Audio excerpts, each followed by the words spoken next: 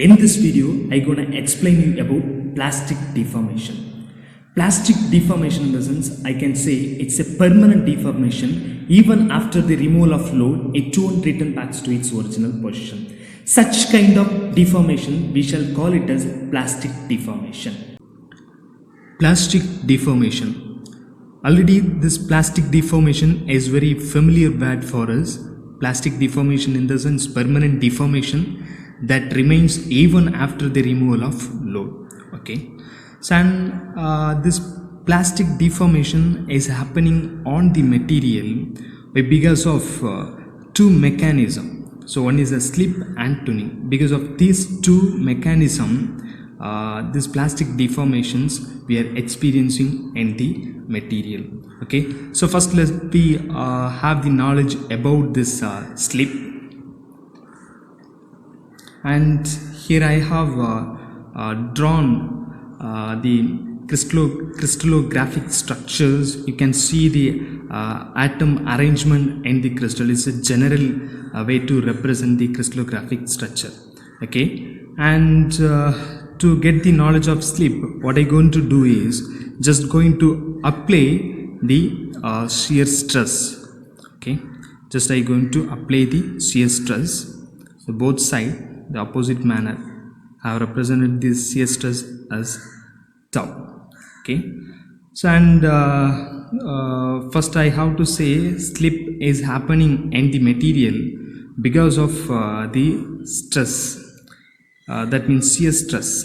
When this shear stress exceeds the critical value, that means beyond the limit, when it goes beyond the limits, what happens? The part, that means one part of the atoms and the crystals will move or glide or slide over the another part of crystal. So here we can see the exact thing what I said in the previous. Okay, so what happening when the shear stress applied is exceeding the critical value. So what happens? One part of the crystal, that means one part of the crystal is getting slide over the another. Okay, it is getting slide over the another. That means below region we have some of atoms, right, that is moved in this directions. Okay, and the slip in which it is happening, okay, that we can call it a slip line. That means this line is a slip line. Usually in general we will be having lot of slip lines in between the atoms. Okay, so slip lines where we are defined in the sense in which the slip occurs in the material, that particular, that preferred plane we are calling as what? Slip plane. Okay, and if you want to give a very good definition for this, I can say it's a deformation mechanism. Okay, in which it's a deformation mechanism in which one part of crystal moves or glide over another along slip line. This we can call it as a slip. Okay, one part of crystal moves or glide over another along the slip line, right? So, and one more thing we have to know here, we will be using the term called slip system. We'll be calling slip system in this mechanism. Slip system in the sense nothing but it's a combination of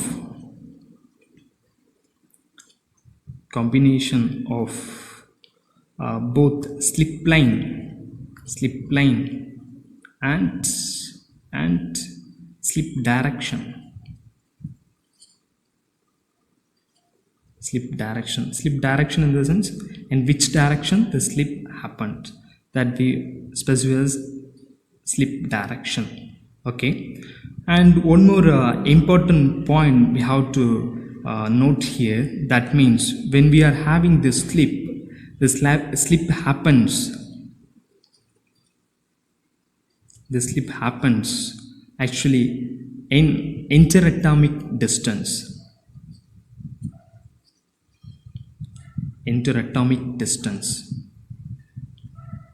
Okay, so this interatomic distance in the sense, it's nothing but movement of this atom is happening equal to atomic distance. Okay, it's happening equal to one atomic distance, right? So hereafter we can move to the next title, that means next mechanism, tuning. Tuning, this is one of the another mechanism which occurs during the plastic deformation. Okay, and now here I have drawn the crystallographic structure, and this is quite different from the previous one. Okay, that means slip, there I have shown a different crystallographic structure, but in order to make it to understand the concept of tuning, I have drawn in such a way. Okay, the same manner here as well, what we're going to do is we're going to apply the shear stress. So because it's happening because of shear stress, so here I have applied a shear stress, same like slip. When this shear stress exceed the critical value, what happens, the dislocations happens in this crystallographic structure. So one time I want to rewind the slip. In the slip I said when the shear stress is applied, when it is exceeding the critical value, I said one part of the crystal moves or glides over the another, right, along the slip line, something like that I put the VAT, right? So here what is happening, when the shear stress is applied, here one part of the crystal making mirror image. Okay, so I haven't shown after the shear stress what happening here. You can see this one part and this one part, just, such a way I have taken, and you can see this second part is making what, mirror image, just it is making this is the exact parent crystal what plane, right? This is the exact parent crystal plane, but now the second side is a right-handed side which is making what, mirror image, or else mirror image of the parent. Okay, so this is known as tuning. So in a good manner I can say, when a shear stress applied, when a shear stress applied to a crystal,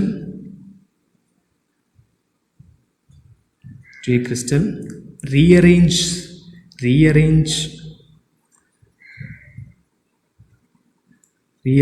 themselves, and one part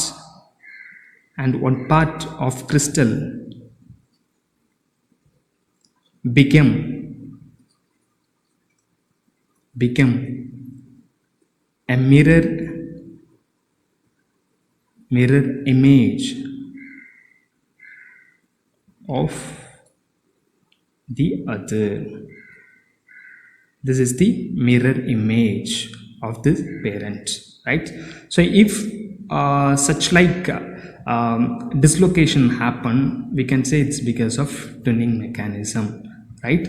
And one more thing I have to make it clear here, in the slip I said this movement is taking in interatomic distance, right? So here what happening, these atoms are dislocating, that means atoms moves, or atom movement, I can say it will be less than atomic distance. There it is taking interatomic distance, but here it is moment, here the moment is less than atomic distance. Okay, that means atomic moment. So atomic moment is less than atomic distance.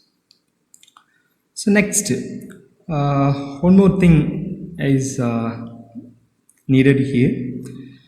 I can say this tuning is happening because of two things. One I can say mechanical deformation,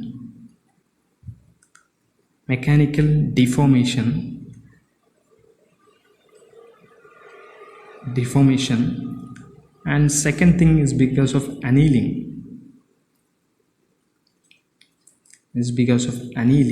Okay, so sometimes it happens because of mechanical deformation, sometimes it happens because of annealing. Okay, so we can also say there's a type of tuning. This is a type of tuning. Okay, so type of tuning in the sense we can say mechanical deformation tuning and annealing tuning, right? So by this we can end up the session. Thank you.